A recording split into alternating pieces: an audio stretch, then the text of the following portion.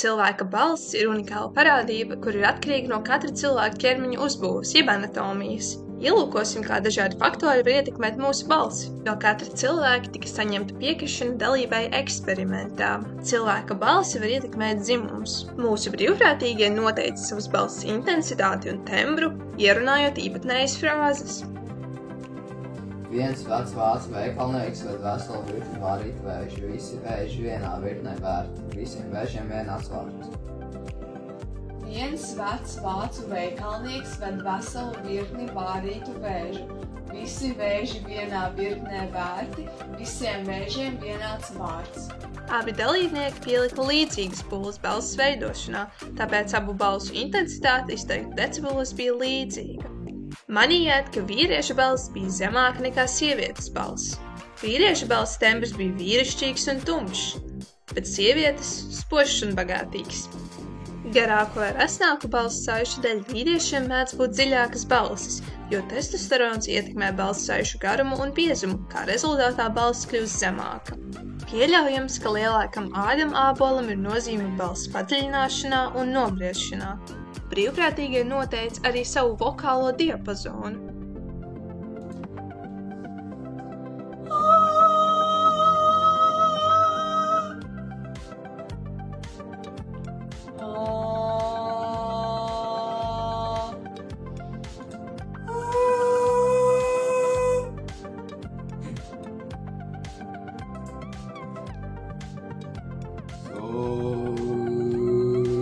Vīrietim tika novērots plašāks vokālais diapazons.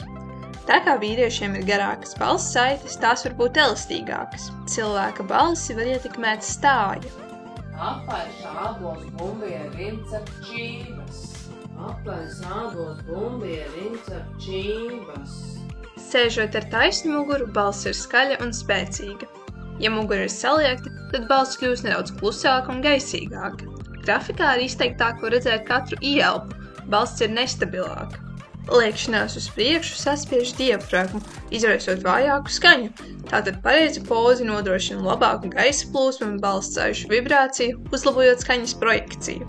Cilvēka balsi var ietekmēt vokālā piepūle.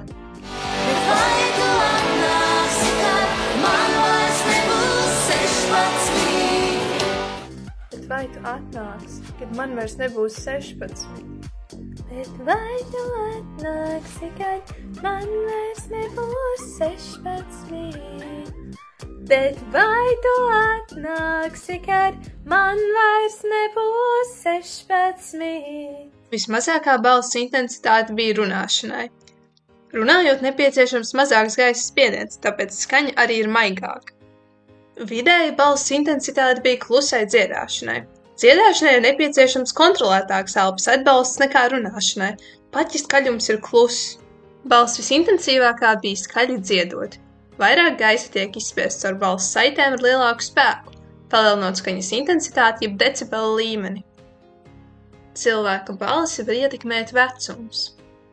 Ārā spīd saule, lietus nelīst.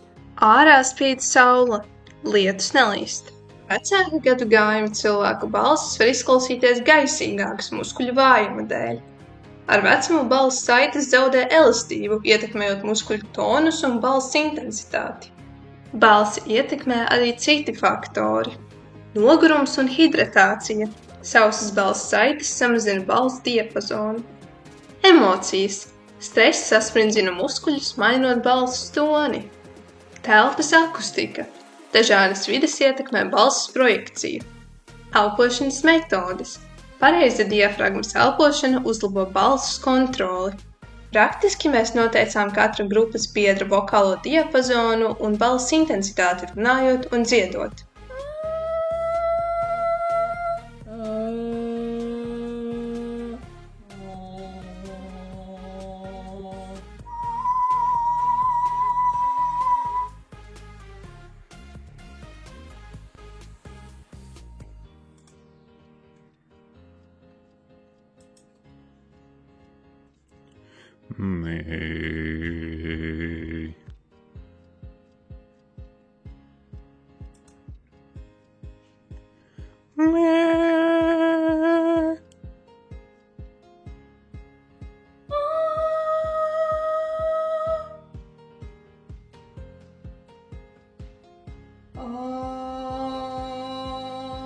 Pēc vokālā testa veikšanas mēs rezultātus apkopojām tabulā.